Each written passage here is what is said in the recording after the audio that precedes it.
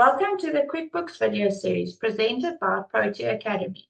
In episode 1, we'll look at how to create a QuickBooks company. The first thing you need to decide is which plan will work for your business. There are 4 plans offered by QuickBooks: Simple Start, Essential, Plus, and Advanced, each varying in price. They also vary in the number of users that can have access to QuickBooks. So this will depend on how many people need access to your QuickBooks. In the drop-down list, you can see various features under each item. You'll need to decide which of the features you require to run your business effectively.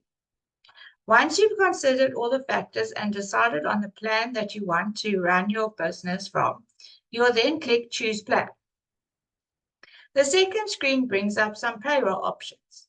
If you want to run payroll within QuickBooks, you would select one of these options. Again, the drop-down list shows you exactly what each option offers, and you can decide which is best for your company. If you decide to use a payroll provider outside of QuickBooks, you can then click Continue without payroll. The next screen will come up. You'll be then required to log into your QuickBooks account if you already have one, or create a QuickBooks account if this is the first time you're using QuickBooks. Once you click Continue here, you'll be asked to enter your credit card details for payment. Once you've paid, it will bring up the next screen. The following screens are just to collect some information about your business. This will help QuickBooks tailor-make your QuickBooks account for your business. Once you've entered your company name, you'll then have to choose how you've been managing your finances in the past. There are a few options, and you can choose more than one option. The next ask is this company the main source of your income? It then wants to know how you've been receiving payments in the past. As you can see, you can select more than one option. Here's a drop-down menu to select how many years your company's been in business. It also wants to know what kind of business you are, and if you select LLC, it asks for more detail.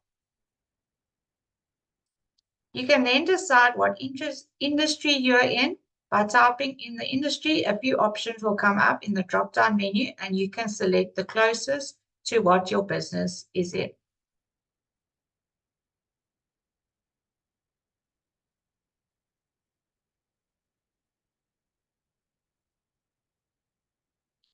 This asks what your main role is in the company.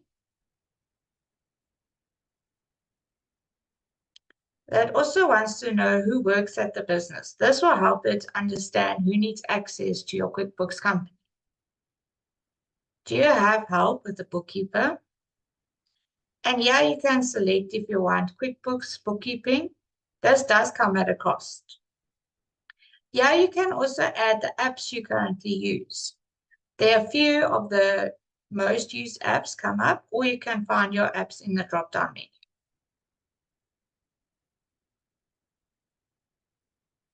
This is quite important. It asks you what you want to use in QuickBooks. Select as many of the tiles as relevant.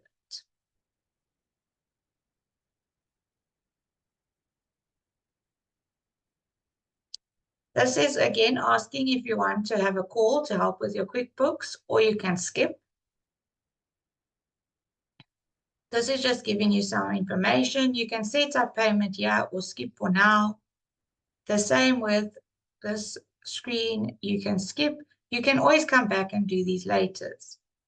This is asking you how do you track your receipts, and you can select one of the options.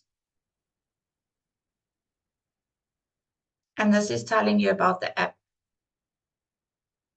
After you answered all the questions, it starts to customize your QuickBooks for you. And once you say let go, it starts to bring in your QuickBooks company all ready to be processed in. Thank you for watching episode 1 of QuickBooks videos presented by Protea Academy.